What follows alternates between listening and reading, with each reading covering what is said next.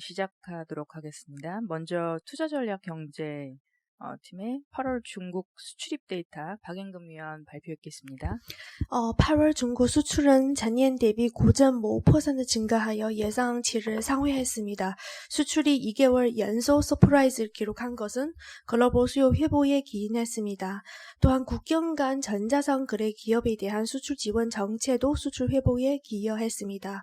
올해 4월 이후에 정부는 해당 기업에 대한 증치세, 소비세 면제 등 수출 지원 정책을 시행했습니다. 주요 수출 품목별로 보면 전체 수출에서 약 58%를 차지하는 전기기계 제품이 전년 대비 12% 증가했습니다. 그리고 코로나와 관련되어 있는 방지물, 의료기기 제품의 수출 증가율이 2개월 연속 둔화되었으나 절대 레벨이 여전히 높은 수준입니다. 의료와 액세서리 수출도 올해 들어 처음으로 역성장에서 벗어났습니다.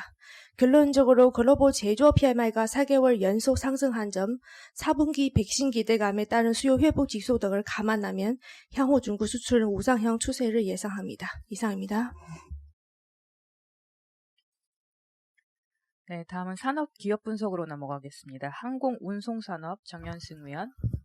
네, 8월달 수송 실적이 나왔고요. 아시다시피 국내 여객은 큰 변화가 없이 여전히 저조한 상황이었습니다. 국제선은 수요가 전혀 회복되지 않았고, 국내에서는 이제 마이너스 7% 수준으로 하락하면서 제주노선 중심으로는 국내에서는 회복세가 나타나고 있다라고 보고 있습니다. 특이했던 점은 이제 화물인데요. 화물이 1.2% 정도 전년 대비 증가했는데 노선별로 보면 좀 차이가 많이 났습니다. 특히 전체 물동량 증가에 가장 큰 기여한 노선은 미주 노선이고요. 미주 노선은 물동량이 16% 정도 증가하면서 상승세를 견인했고, 또한 해당 노선에 대해서 네트워크가 우월한 대한항공의 물동량 증가율이 전년 대비 18% 증가하면서 대한항공의 물동량 증가율이 다른 항공사 대비해서 좀 월등히 긍정적으로 나타났습니다. 또한 아까도 들으셨다시피 이제 중국 쪽에서 물동량이 좀 괜찮은 편인데 이게 이제 한국 이제 공항을 이제 찍고 이렇게 하면서 하는 환정률이 점점점 계속적으로 높은 수준을 유지하고 있습니다. 연초 37%에 대비하면 거의 45%에 육박하고 있기 때문에 한국의 공항은 그리고 이제 대한항공을 통해서 환적하는 그런 물동량들이 늘어나고 있는 상황입니다. 결론적으로 화물 사업은 연말까지 긍정적인 사업이 좀 예상이 되고 있고요. 현재 뉴스에도 많이 나오다시피 이제 이스타항공이 구조조정을 시작으로 아시아나항공도 최종적 인수 결과에 따라서 구조조정이 예상이 되고 있는 상황입니다. 그래서 산업 구조조정도 점진적으로 진행이 되는 가운데 중장기적으로 버틸 수 있는 체력과 MS가 올라갈 수 있는 항공사는 지금 현 시점에서는 대한항공이 유일하다 이렇게 판단하고 있습니다. 이상입니다. 네, 이어서 하나시스템 최진명 위원 발표했겠습니다. 네, 하나시스템에 대해서 좀 말씀드리겠습니다. 일단 결론적으로 기존의 목표 주가를 11,300원에서 17,200원으로 상향을 하겠습니다. 산정 방식은 기존의 퍼 14배를 적용을 했었는데요. 이익 전망에 대해서도 최근의 상황들을 고려해서 일부 상향을 했지만 여기에 추가로 50%의 프리미엄을 부여한 기준이라고 이렇게 봐주시면 될 것 같습니다. 하나시스템에 대해서는 일단 실적 전망을 상향을 하는데요. 이 상향을 하는 거에 대한 일단 기본적인 베이스는 첫 번째는 KDDX 전투체계.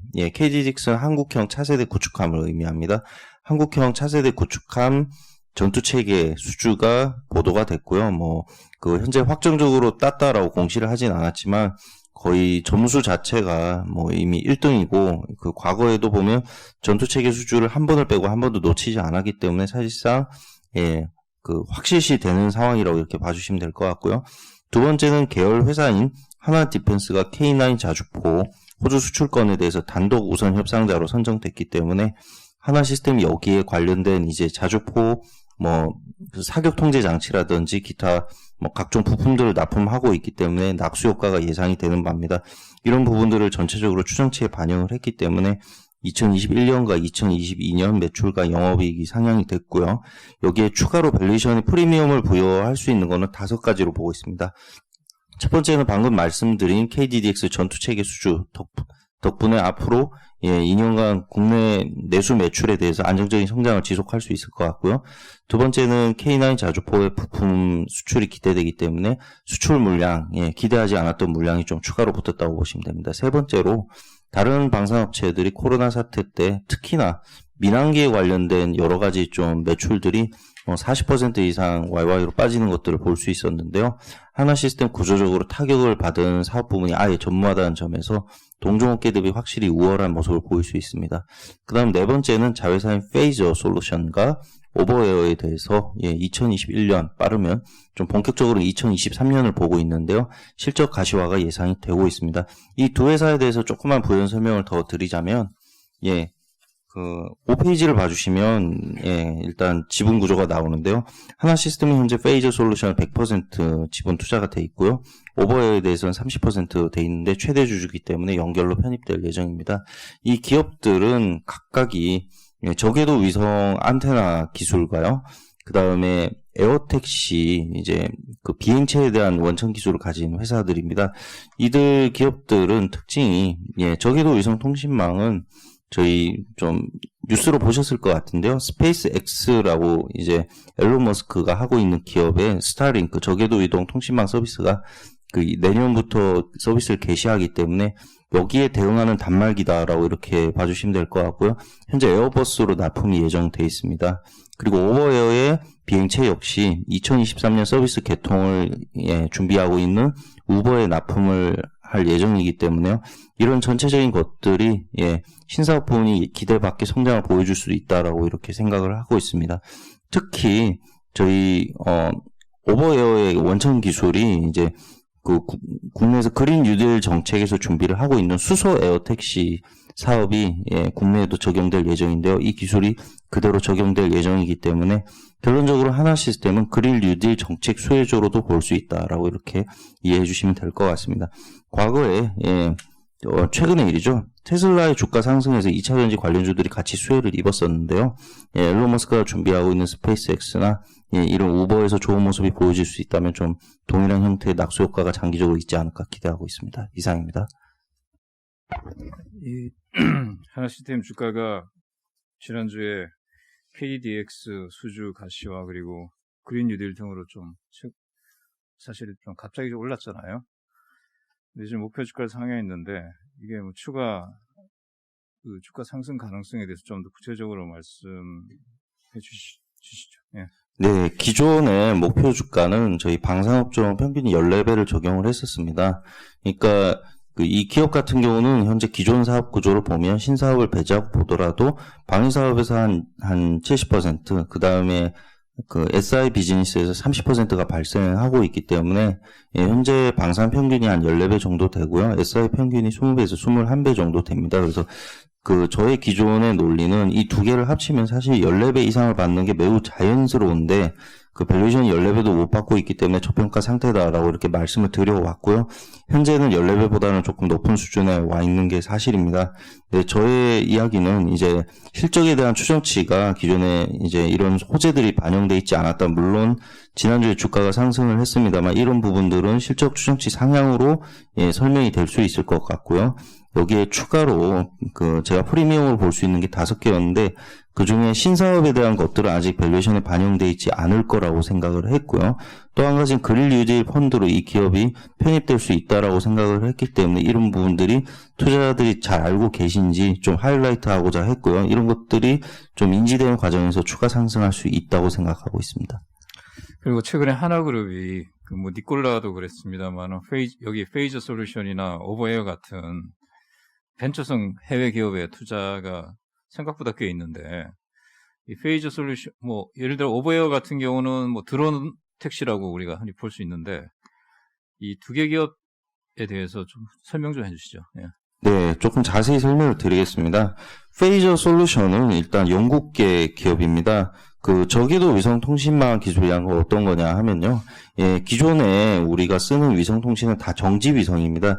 지구에서 상당히 먼 거리에 이렇게 위치를 하고요. 지구랑 동일한 속도로 자전을 하기 때문에 지상에서 바라봤을 때 이 위성이 고정되어 있게 보이게 됩니다. 그래서 이론적으로 이런 위성을 3개에서 4개 정도를 놓으면 전 세계를 커버할 수 있다라고 이렇게 얘기를 하지만 실질적으로 통신의 관점에서 보면 이제 거리가 상당히 먼 무선 통신이기 때문에 기존의 같은 경우는 거의 뭐 워드 파일 하나 받는 것도 상당히 부담스러울 정도 느리다라고 이렇게 봐주시면 될 것 같습니다. 근데 저궤도 정지 위성은 이거보다 훨씬 낮은 고도에서 비행을 하게 되고요. 예, 지구랑 동일한 자전 속도로 돌면 지상으로 추락하기 때문에 보통 하루에 지구를 16번 돌 정도로 굉장히 빠르게 움직이고 있습니다. 그래서 이런 정지 위성을 이 스타링크의 컨셉은 한 300개 이상을 이제 우주에 촘촘히 세우면 이것들끼리 서로 이제 하나의 군집을 이루면서 지구랑 근거리 통신을 할 수 있다는 개념입니다. 이미 스페이스X가 그 지난주에 트위터를 통해서 자기들이 미국의 몇 개 주에서 테스트를 해봤는데 5G급 속도가 나오고 있다라고 이렇게 얘기를 하고 있습니다. 그래서 이 페이저 솔루션이 만드는 제품은 이제 반도체식 안테나 기술이고요. 그래서 저희가 생각하는 보통 위성 안테나는 거대한 접시인데 이건 이제 접시를 쓰지 않고요. 하나의 반도체 칩 안에서 이런 위성 신호를 정밀하게 수신할 수 있게 만드는 장치입니다. 이쪽 제품의 장점은 굉장히 그래서 돌출되지 않는다. 이제 접시나 이런 것들이 달리면 사실 고속으로 이동하는 항공기나 이런 데 설치하기가 좀 현실적으로 어려운데요. 그런 단점들이 다 해소되기 때문에 에어버스의 납품이 약속되어 있는 거라고 이렇게 봐주시면 될 것 같습니다. 물론 에어버스는 첫 고객일 뿐이기 때문에 차후에 이런 저궤도 위성 통신이 활성화되면 보잉이라든지 충분히 다른 데도 개척을 할 수 있겠죠. 그리고 이게 모양이 돌출되지 않는다는 건 군용 장비, 이제 차후에는 뭐 장갑차나 군함에도 충분히 탑재될 수 있을 거고요. 장기적으로는 소형화돼서 개인이 사용하는 단말기에도 들어가지 않을까라고 이렇게 생각을 하고 있습니다. 원천 기술 보유 업체가 전 세계적으로 드물기 때문에 이 회사가 크지는 않지만 충분히 좋은 투자가 될 수 있을 거라고 생각을 하고 있고요. 이미 고객이 있는 투자건이기 때문에 저는 성과가 좋을 거라고 생각을 하고 있습니다. 이어서 오버에어는 미국에 있는 회사고요. 이쪽 같은 경우는 전기로 이제 돌아가는 뭐 드론들이 대부분 그렇습니다만 그 전기를 통한 이제 에어택시 기술을 개발하고 있는 회사입니다. 현재 우버에 납품을 약속을 하고 있고요. 오버에어 외에도 보잉과 에어버스 그리고 현대자동차도 우버의 택시 납품이 약속이 돼 있기 때문에 이거는 글로벌 대기업들도 다 참여를 했다라고 이렇게 봐주시면 될 것 같아서 오히려 오버에어가 여기 껴있는 게 대단하다라고 이해해 주시면 될 것 같습니다. 현재 그 오버에어 같은 경우 미국 이미 5개 도시랑 협약을 끝냈기 때문에 제가 알기로는 이착륙장을 이미 건설을 시작을 한 걸로 알고 있고요. 그래서 영업 허가가 나는 대로 아마 제 생각에는 2023년 영업 개시를 목표로 하니까 22년부터는 아마 시험 비행을 할 거다라고 이렇게 봐주시면 오버에어도 사실 22년부터는 매출이 나올 수도 있다 이렇게 생각을 하고 있습니다. 네, 이어서 비나텍 강경근 위원 발표했겠습니다. 네, 비나텍 말씀드리겠습니다. 코넥스에서 코스닥으로 이전하는 기업이고요. 이 회사 같은 경우는 이제 탄소 소재 원천 기술을 바탕으로 이 슈퍼 커패시터와 수소 연료전지 소재 부품인 지지체, 촉매, MEA를 제조하는 기업입니다. 먼저 이 회사의 매출의 90% 이상을 차지하는 주력 아이템인 이 슈퍼 커패시터부터 말씀을 드리면요. 이 슈퍼 커패시터는 이 고용량, 장수명, 고출력의 에너지 저장 장치로 일반적인 축전지보다 용량이나 수명, 출력 측면에서 개선된 차세대 에너지 저장 장치입니다. 따라서 2차 전지의 단점인 수명 문제와 이 급속 충방전에 대응하기 어려운 문제를 이제 보완할 수 있다는 특징을 가지고 있는데요. 이 슈퍼 커패시터는 주로 신재생 분야에서 스마트 미터기, 태양력, 풍력 피치 컨트롤, 그리고 ESS 등에 주로 활용이 됩니다. 또한 그 데이터 센터, 메모리 백업, UPS 등에도 사용이 되는데요. 최근 글로벌 그린 뉴딜 정책이 확대되면서 이제 신재생 설치량이 늘어나고 있고, 이 스마트 그리드의 필수적인 스마트 미터기에 대한 수요가 증가하고 있기 때문에 향후 이 성장성이 높은 분야 중 하나다라고 보고 있습니다.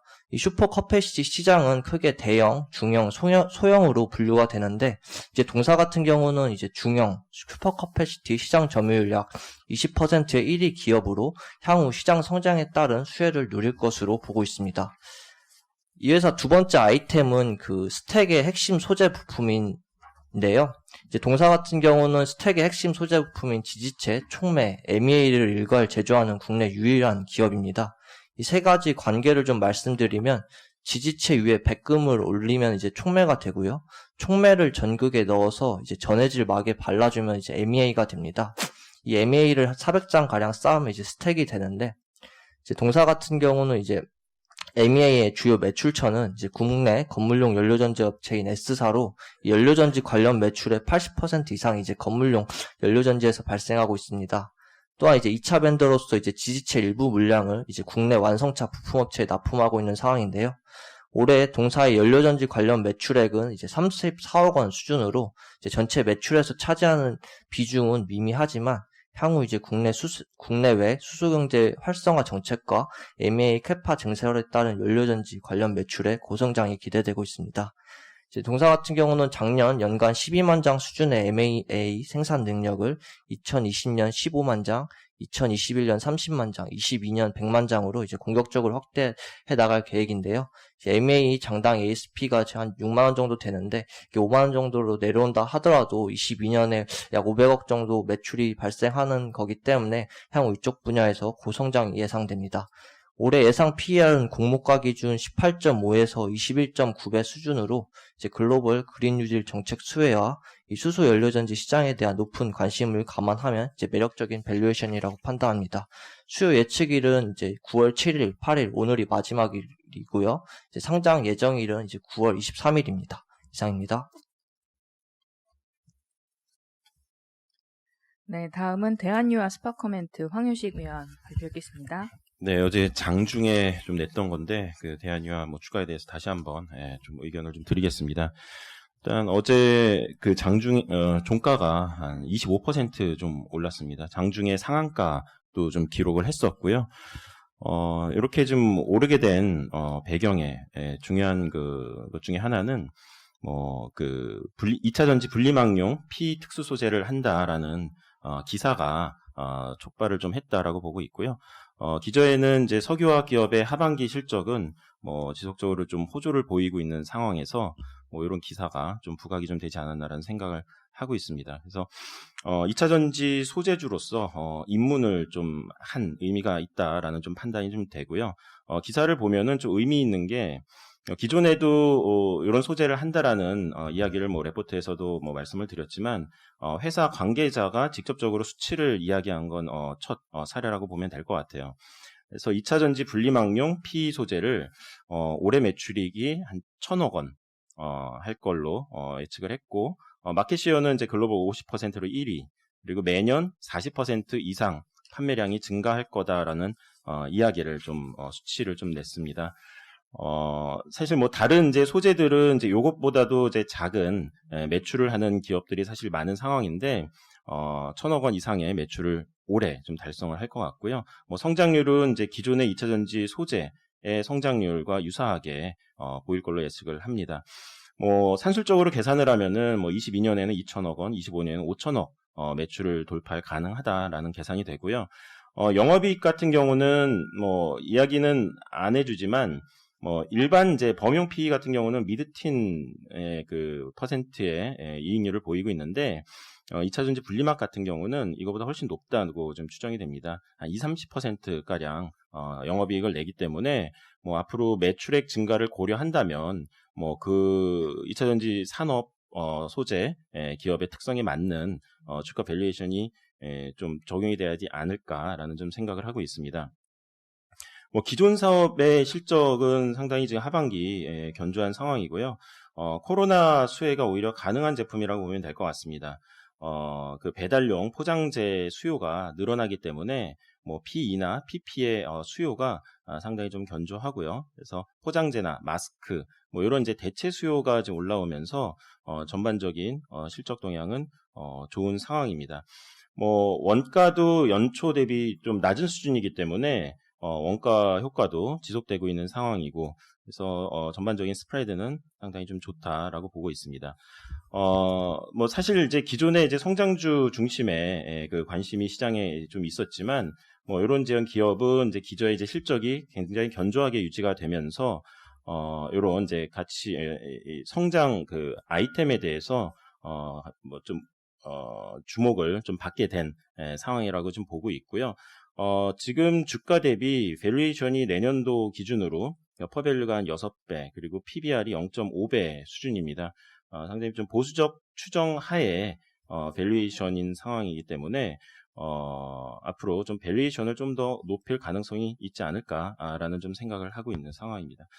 시장에서는 일각에서는 이제 그 퓨어케미칼 어제 반응에 대해서 뭐 미국 허리케인이 이제 미국의 이제 루이지애나주 공장을 좀 공격을 하면서 공급이 일부 차질이 된 영향이 있다라는 이야기를 하는데 사실 그 영향은 그렇게 크지는 않은 것 같아요. 롯데케미칼이 이 현지에 그 공장을 갖고 있기 때문에 그렇다면 뭐 롯데케미칼도 뭐 주가가 사실 빠져야지 맞는 건데 같이 좀 오른 측면이 좀 있고요. 그래서 전반적으로 지금 당분간 뭐 이런 이제 대한유와 그 실적이 좋은 상황에서 밸류에이션을 조금 더 올릴 수 있겠다라는 좀 판단입니다. 이상입니다.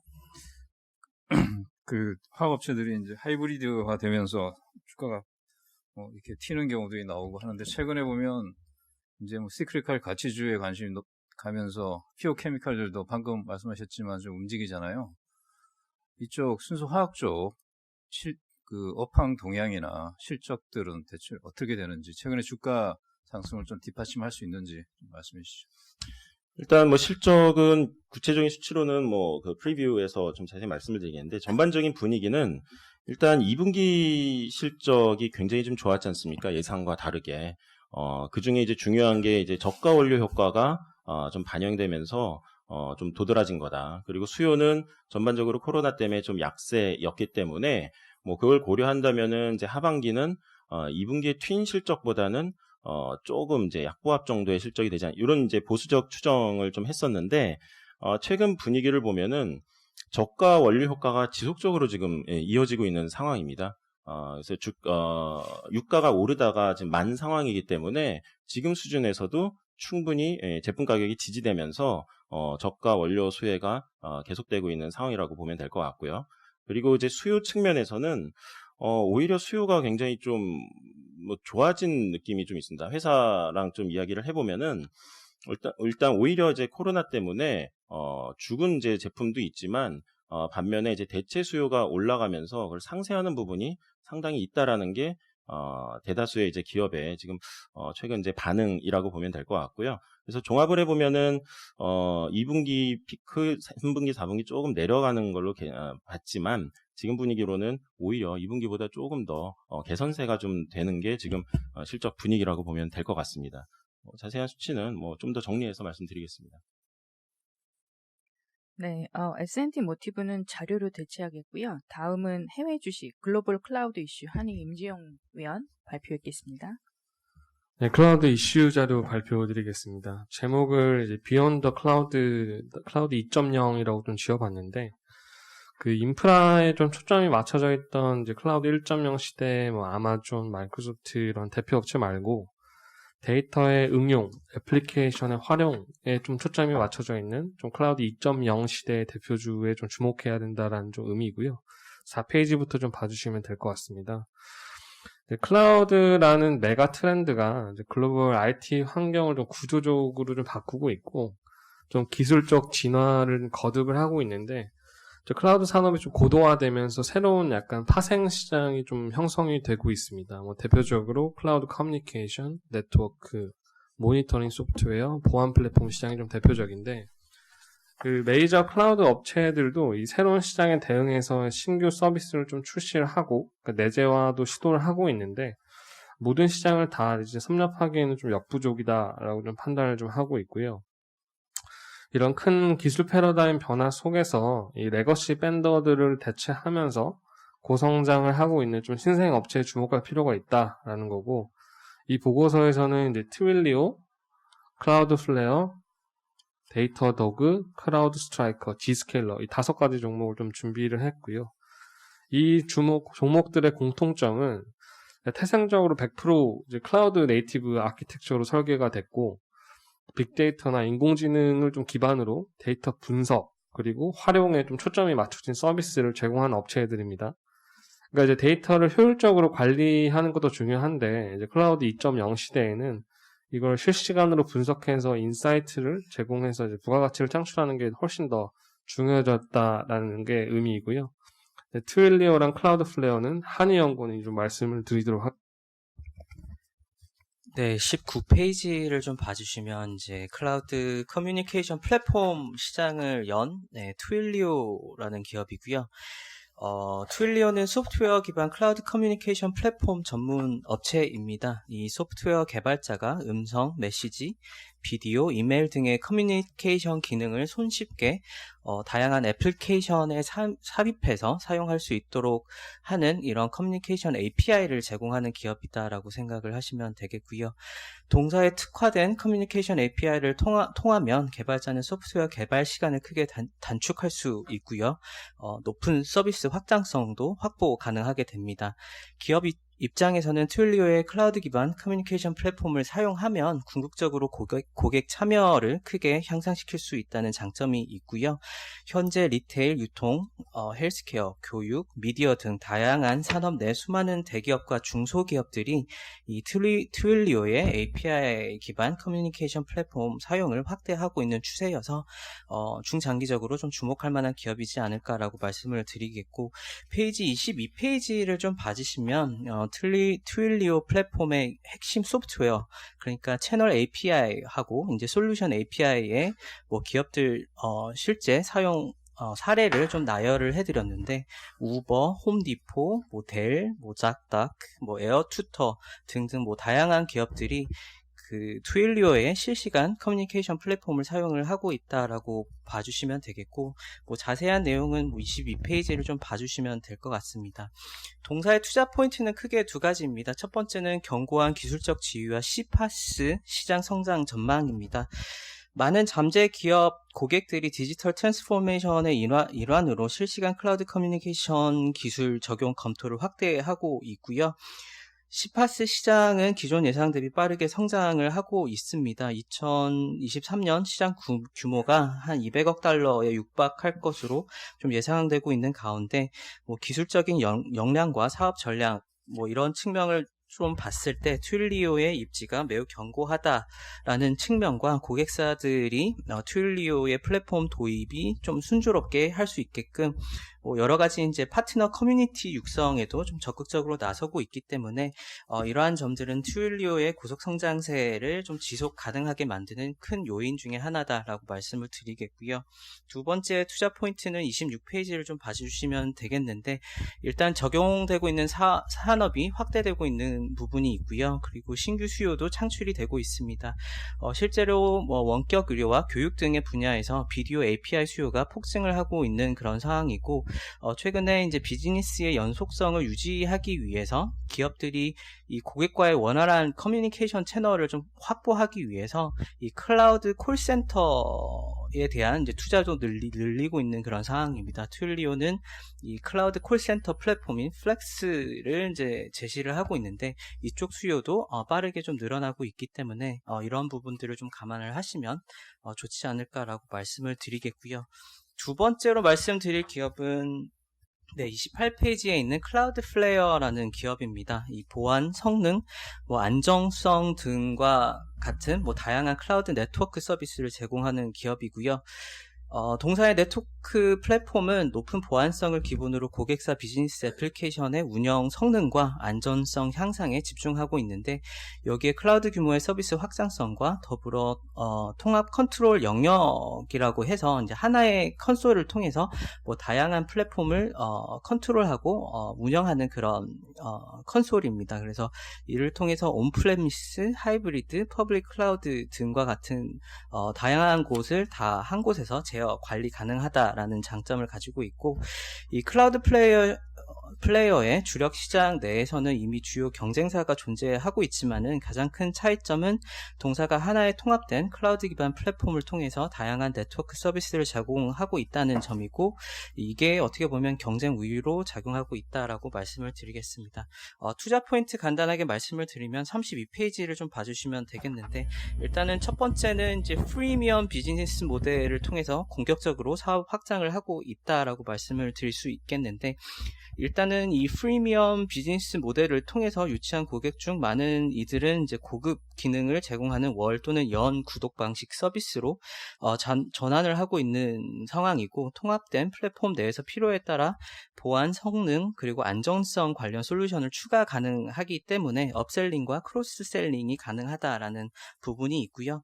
기술적인 우위에 있는 플랫폼을 통해서 지금 현재 기존 레거시 시장을 이제 대체해 나갈 것으로 저희는 좀 예상을 하고 있습니다.